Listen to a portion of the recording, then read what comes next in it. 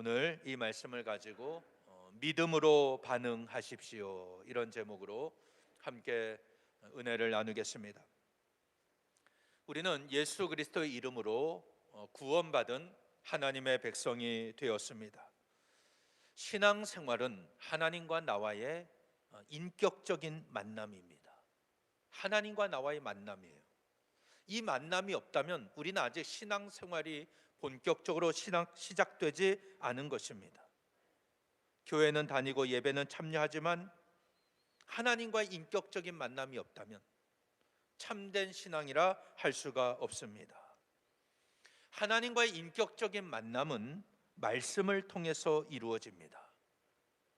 이 성경에 기록된 하나님의 말씀이 나를 향한 말씀으로 깨달아질 때 하나님과의 지속적인 교제, 만남이 이루어질 수가 있습니다. 그래서 신앙생활에서 이 말씀은 너무나도 중요합니다.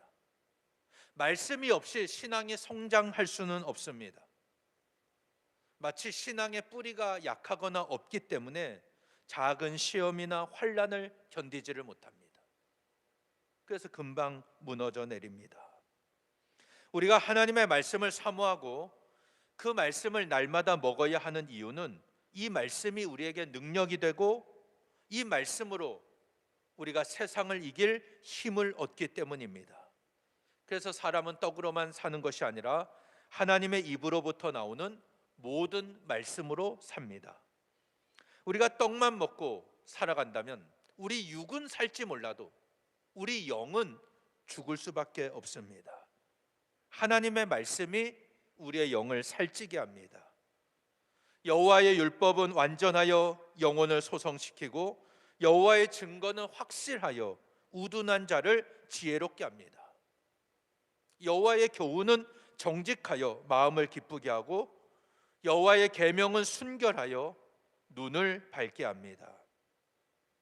여호와를 경외하는 도는 정결하여 영혼까지 이르고 여호와의 법도 진실하여 다 의롭기에 많은 순금보다 더 사모해야 되고 꿀보다, 송이꿀보다 더 달다고 성경은 말씀하고 있습니다. 그래서 우리는 이 말씀을 날마다 먹어야 하고 이 말씀대로 순종해야 됩니다. 말씀대로 사는 것이 우리에게 축복이고 은혜입니다. 하나님의 말씀과 함께하지 않는 인생은 이 신앙인이라 할지라도 가장 불행한 인생입니다. 이 말씀이 내 앞길을 인도할 때 우리는 가장 안전하고 빠른 길을 갈 수가 있습니다. 시편 기자 119편 105절에서 이렇게 말씀합니다. 주의 말씀은 내 발의 등이요 내 길의 빛이니이다. 이렇게 말씀했습니다.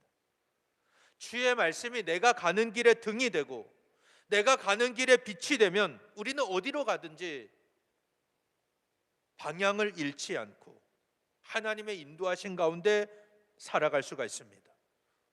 요즘은 과학이 발달해서 내비게이션이 있지 않습니까? 내가 가보지 않은 길이라 할지라도 잘 모르는 장소라 할지라도 주소지를 찍고 가면 찾아갈 수가 있습니다. 그런데 간혹 이 내비게이션도 정확하지 않을 때가 있고 내가 알고 있는 길보다 돌아가는 때도 있습니다. 그러나 하나님의 말씀은 그렇지 않습니다. 가장 정확한 내비게이션입니다. 우리가 어디로 가야 할지 정확하게 알려주는 말씀입니다.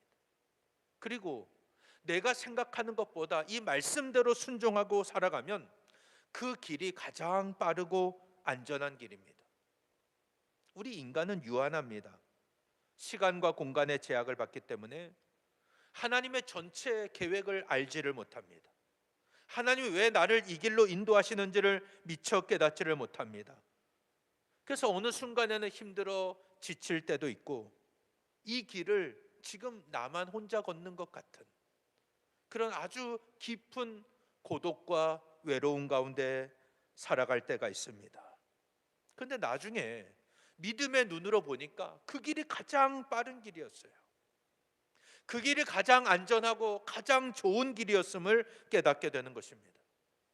생명으로 인도하는 길은 문이 좁고 길이 협착하여 찾는 이가 적습니다. 그러나 그 길은 생명의 길입니다.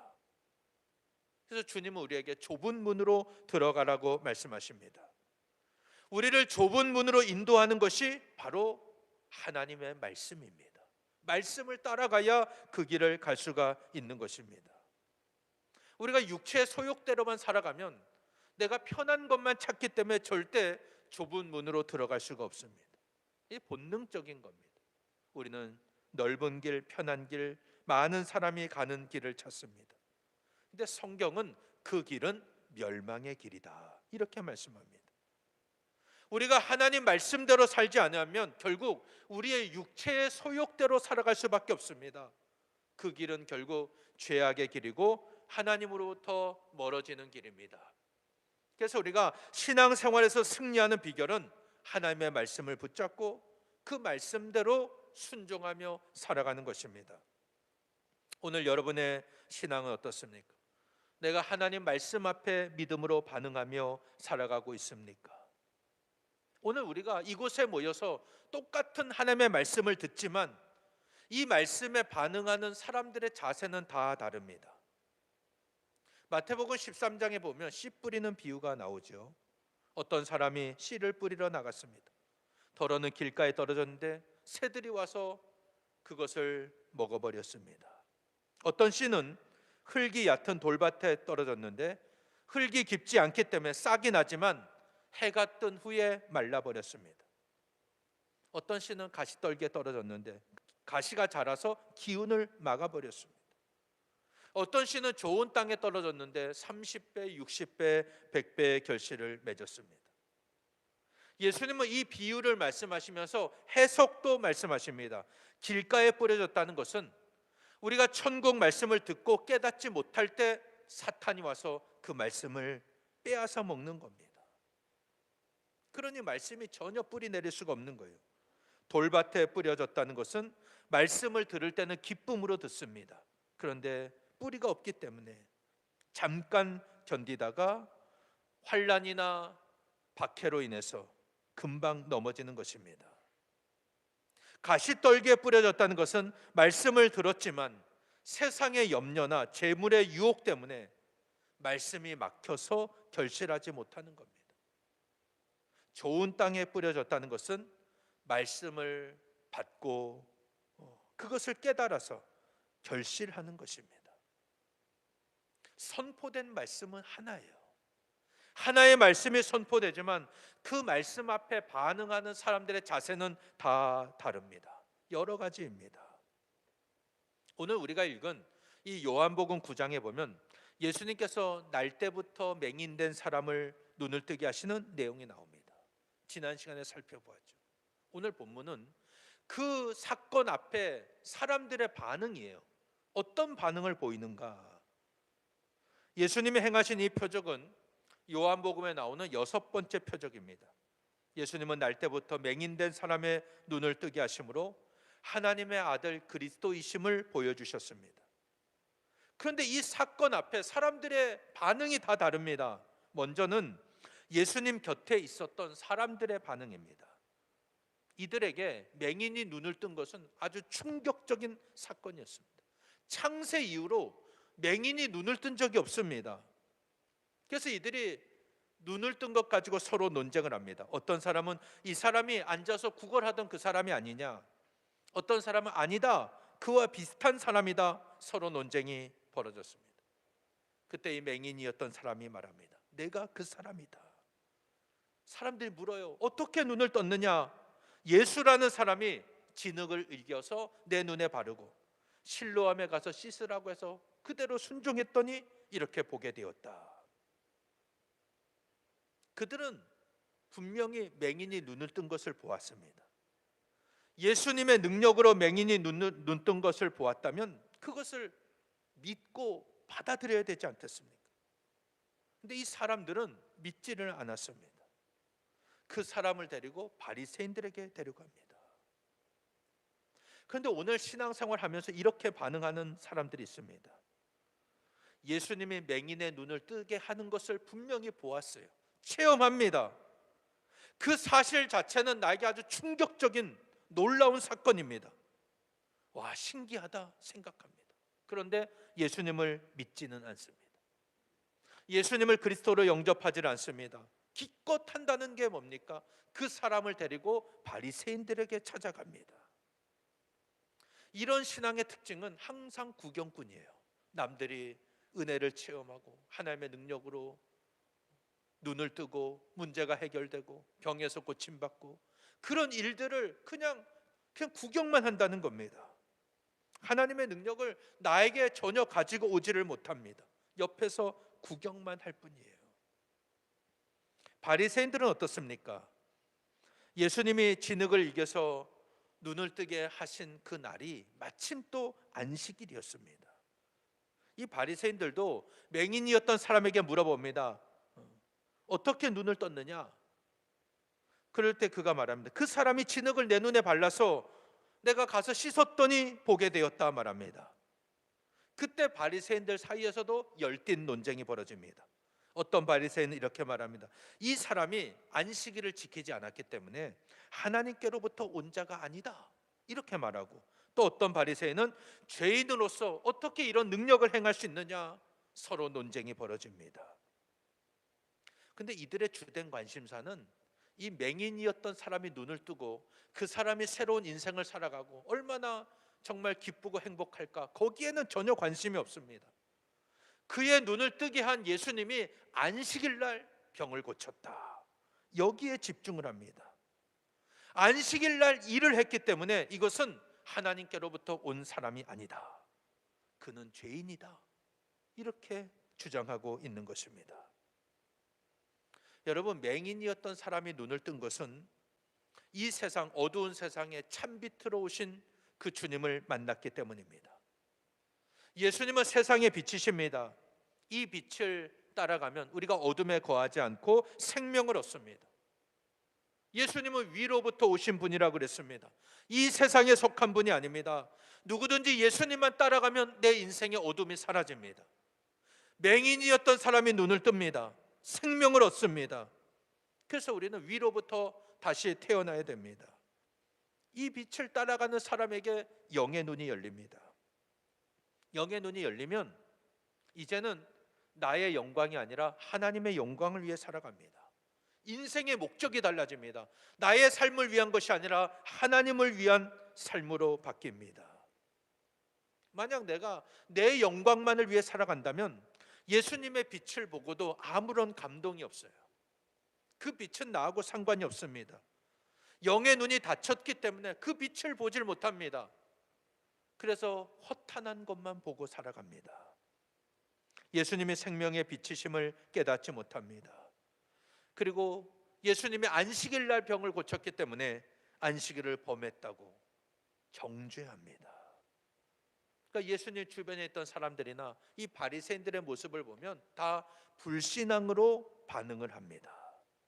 그러면 이 맹인이었던 사람의 부모는 어떻습니까? 바리새인들이 그 사람을 데려다가 그 예수라는 사람이 너의 눈을 뜨게 했으니 너는 그를 누구라고 생각하느냐? 맹인이었던 사람이 말합니다. 그는 선지자입니다. 그때 바리새인들이 이 사람하고는 더 얘기해봤자 안 될 것 같으니까 그의 부모를 불러옵니다. 이 사람이 당신의 아들이 맞느냐? 날 때부터 맹인됐던 사람이 맞느냐? 그러면 지금 눈을 떴는데 누가 고쳐줬느냐? 이렇게 물어봤습니다. 부모가 말합니다. 그가 우리 아들이라는 것과 날 때부터 맹인이었던 것은 우리가 알고 있습니다. 그런데 어떻게 해서 눈을 뜨게 됐는지, 누가 그의 눈을 뜨게 했는지는 우리는 모릅니다. 그가 성인이고 다 컸으니 그에게 물어보십시오. 자기의 일을 말할 것입니다. 이렇게 대답합니다. 이 부모를 보면은 알고 있으면서도 모른다고 대답합니다. 그건 바로 이 유대인들이 예수를 그리스도라고 고백하는 자들을 출교하기로 결정했기 때문입니다. 출교하는 걸로. 그 맹인이었던 사람의 부모는 자신들이 쫓겨날까 봐 두려워서 자기 아들의 눈을 뜨게 한 자가 누구인지를 고백하지를 못하는 겁니다. 그 당시 유대 사회로부터 출교당하는 것은 완전한 고립입니다. 사회로부터의 완전한 소외입니다. 추방입니다. 그 당시 출교를 당하는 사람은 다른 사람과 2m 이내 접근이 금지됩니다. 누구와 함께 음식을 먹을 수도 없습니다. 물건을 살 수도 없어요. 그 사람이 죽으면 장례를 치르는 것이 아니라 애곡하기는커녕 돌을 던집니다. 시체에 돌을 던졌어요. 그게 유대 문화입니다. 출교당하면 그렇게 되는 거예요. 사회로부터 완전히 격리됩니다. 그러니까 이 맹인이었던 사람의 부모는 내가 예수 그리스도를 고백하고 내 신앙을 고백하면 출교당하기 때문에, 유대 사회로부터 완전히 추방당하기 때문에 그게 두려운 겁니다. 그래서 내가 알지만 내 아들이 어떻게 해서 눈을 뜨게 됐는지, 누가 그 눈을 뜨게 해줬는지 모른다고 대답하고 있는 것입니다. 여러분, 이것은 그 부모의 신앙만이 아니라 오늘 우리 가운데도 이렇게 반응하는 사람이 많습니다. 예수님이 그리스도이신 것을 알지만 내가 세상으로부터 고립되기 싫어서, 내가 속한 모임에서 소외당할까 봐 내 신앙을 감추고 내 신앙을 드러내지 않고 사는 사람이 많습니다. 두려움 속에 살아가는 겁니다. 그러면 위축될 수밖에 없습니다. 이런 사람은 씨 뿌리는 비유에서 가시떨기에 뿌려진 씨와 같습니다. 말씀을 듣습니다. 은혜는 받습니다. 그런데 세상의 염려 때문에, 재물의 유혹 때문에 막혀서 말씀이 뿌리내리지를 못하는 것입니다. 그러나 이 맹인이었다가 눈을 뜬 사람은 그 믿음이 점점 자라났습니다. 자신에게 이루어진 일을 부인하진 않습니다. 그는 용감하게 예수님을 시인합니다. 이것은 예수님을 보는 눈도 밝아졌다는 의미입니다. 11절에 보면 사람들에게 예수라는 사람이 내 눈을 뜨게 했다, 이렇게 말했습니다. 17절에서는 예수님을 선지자라고 고백합니다. 그리고 33절에서는 이 사람이 하나님께로부터 오지 아니하였으면 아무 일도 할 수 없으리이다. 이분은 하나님께로부터 오신 분이다, 이렇게 고백을 합니다. 그가 예수님을 보는 눈이 완전히 달라지고 있습니다. 처음에는 이름을 부르면 예수라는 사람이 내 눈을 뜨겠습니다. 두 번째, 그는 선지자입니다. 마지막, 하나님께로부터 오신 분입니다. 이렇게 고백을 합니다. 이 고백이 가장 정확한 고백입니다. 예수님은 누구십니까? 하나님께로부터 오신 분이에요. 요한복음이 계속 강조하고 있는 것이 바로 이것입니다. 그는 생명의 빛이십니다. 그 빛을 본 사람은 눈을 뜹니다. 맹인이었던 사람이 바로 그 사람입니다. 예수님이 누구신지를 분명하게 알게 됐습니다. 그리고 바리새인들 앞에서 자기의 믿음을 담대하게 드러냅니다. 그의 부모는 출교당할까 봐 두려워서 모른다고 이야기했지만 그는 담대하게 드러냈습니다. 그러니까 정말 축복이 무엇입니까?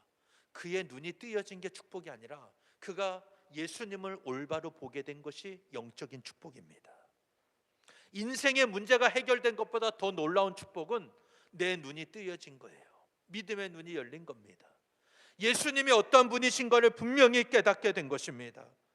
그러니까 그는 두려움 없이 바리새인들 앞에 자기의 신앙을 드러낼 수가 있었던 것입니다. 오늘 우리의 신앙도 마찬가지입니다. 내가 주님의 말씀 앞에 반응하고 믿음으로 순종하고 내가 예수 그리스도를 만난 그 경험은 우리 인생의 문제를 해결할 뿐만 아니라 우리의 눈을 띄워줍니다. 영의 눈을 뜨게 합니다. 오늘 우리가 이 은혜를 체험해서 믿음이 날로 성장하는 그런 삶이 되시기를 바랍니다. 우리의 신앙은 이 예수님이 누구신지를 분명히 고백할 수 있어야 됩니다. 하나님께로부터 오신 분입니다. 그것을 또한 세상에 담대하게 드러낼 수 있어야 됩니다. 이런 믿음이 성장하는 믿음이에요. 예수라고 했다가 선지자라고 했다가 하나님께로부터 오신 분입니다. 그렇다면 오늘 여러분의 믿음의 눈은 점점 밝아지고 있습니까? 오늘 내 믿음은 날마다 성장하는 그런 믿음입니까?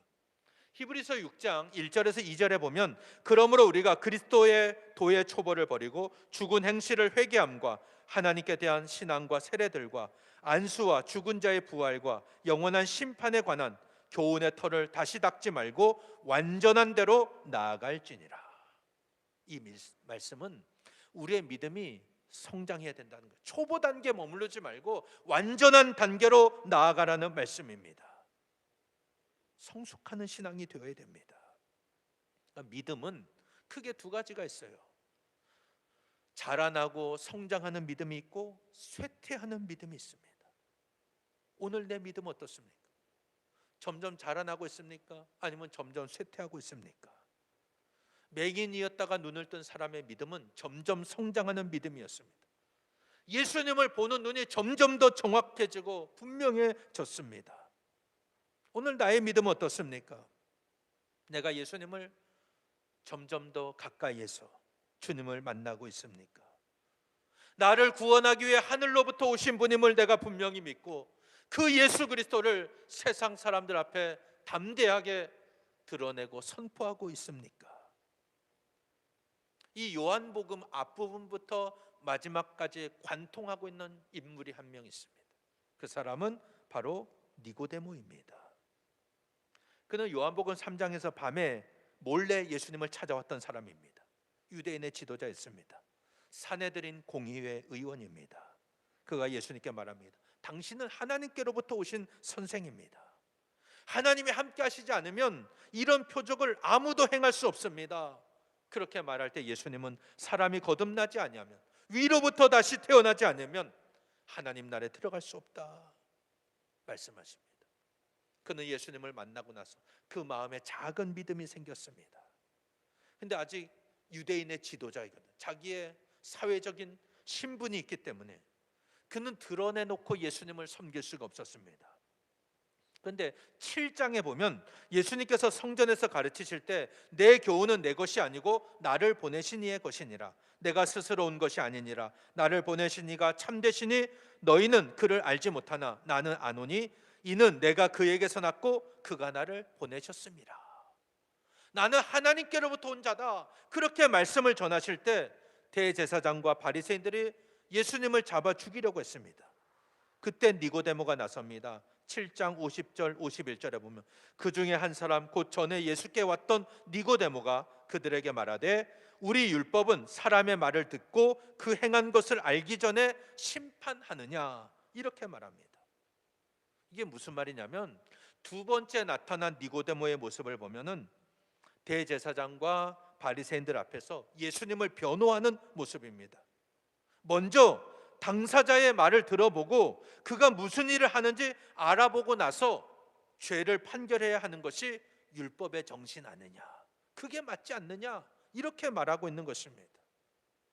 그러니까 첫 번째는 예수님 만났을 때 그가 작은 믿음이 생겼지만 두려워서 숨어 있었어요. 근데 두 번째 요한복음 7장에서는 그가 자신의 의견을 말합니다. 우리 율법은 그가 행한 것을 보고 그가 말하는 것과 한번 살펴보고 죄를 판단해야지 그냥 그를 잡아오면 되겠느냐 이렇게 예수님을 변호합니다. 그리고 마지막 모습은 어떻습니까? 요한복음 19장에 보면 예수님께서 십자가에 못 박혀 돌아가셨을 때 예수님의 장례를 위해 등장합니다. 19장 39절 40절입니다. 일찍이 예수께 밤에 찾아왔던 니고데모도 모략과 침향 섞은 것을 100리트라쯤 가지고 온지라. 이에 예수의 시체를 가져다가 유대인의 장례법대로 그 향품과 함께 세마포로 쌌더라. 이렇게 말씀합니다. 자, 이때가 어느 때냐면 예수님의 제자들은 다 두려워서 숨었을 때입니다. 아무도 나서는 사람이 없습니다. 그때 니고데모는 내가 예수의 제자다, 그걸 드러냅니다. 보통 십자가에서 처형된 이 범죄자의 시체는 아주 치욕스럽게 처리되었어요. 그럼 누가 존중해줘서 그 시체를 처리하겠습니까? 그냥 짐승만도 못하게 그렇게 처리하는 거예요. 그런데 예수님의 시체는 어떻습니까? 아주 정상적인 죽음처럼 보호를 받습니다. 그 일에 앞장섰던 사람이 바로 니고데모였습니다.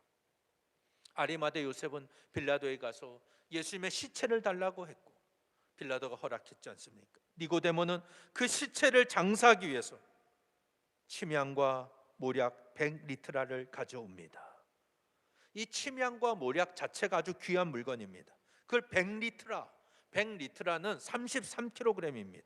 엄청난 분량이고 많은 돈이 들어가는 그런 것들입니다. 이것은 그 죽은 자를 위해서 아주 최고의 명예를 가지고 장례를 치른 것입니다. 예수님의 제자들은 다 두려워서 숨었어요.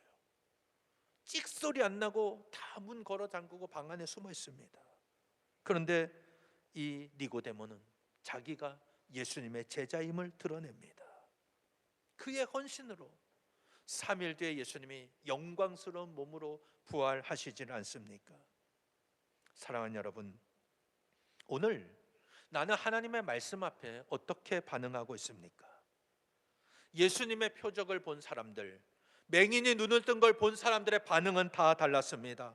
많은 사람들은 예수님이 눈을 뜨게 하신 것을 보았지만 그걸 놀랍고 충격적인 일로만 받아들였지 예수님을 믿진 않았습니다. 바리새인들은 예수님이 안식일을 지키지 않았기 때문에 예수는 죄인이라고 정죄합니다. 맹인이었던 사람의 부모는 출교당할까 봐 두려워서 예수 그리스도를 시인하지를 못했습니다. 그러나 맹인이었던 사람은 자신에게 일어난 일을 부인하지 않습니다. 용기 있게 담대하게 예수님을 시인하고 드러냅니다. 하나님께로부터 오신 분이다. 그렇게 고백합니다. 예수님을 보는 눈이 점점 밝아졌습니다. 니고데모의 신앙도 마찬가지. 처음엔 드러내지 못했지만 두 번째는 예수님을 변호했고 세 번째는 그가 예수님을 위해서 장례를 준비하는 사람이 되었습니다. 숨질 않았습니다. 공개적으로 예수님의 제자임을 드러냈습니다. 그의 헌신 때문에 예수님의 시신이 보존될 수가 있었어요. 그리고 주님은 영광스러운 몸으로 부활하셨던 겁니다. 참된 성도는 하나님의 말씀 앞에 믿음으로 반응합니다. 그리고 예수님이 누구신지를 분명하게 용기 있게 드러냅니다. 이 맹인이었던 사람이 그랬고 니고데모의 신앙이 그랬습니다. 사람들의 시선을 두려워하지 않았습니다. 자기에게 나타날 위협이나 환난을 두려워하지 않았습니다. 우리 모두 이 예수님을 향해 믿음으로 반응하는 신앙이 되시기를 바랍니다. 여러분의 눈이 점점 밝아지시기를 바랍니다. 맹인이었던 사람처럼, 니고데모처럼 날마다 성장하는 믿음이 되시기를 바랍니다. 여러분, 내 인생의 문제가 해결되는 것, 맹인이 눈을 뜨는 것, 그것도 정말 놀라운 은혜고 축복이죠. 근데 더 놀라운 축복은 내 믿음의 눈이 열리는 것입니다. 주님을 알아보는 거예요. 주님이 누구인지를 깨닫는 것입니다. 그걸 드러내는 신앙, 이게 참된 신앙입니다. 성장하는 믿음입니다. 우리 모두 믿음으로 문제가 해결되어서 하나님의 영광을 올려드릴 뿐 아니라 예수님이 누구신지 담대하게 선포하는 그런 복된 신앙이 되시기를 예수님 이름으로 간절히 축원합니다.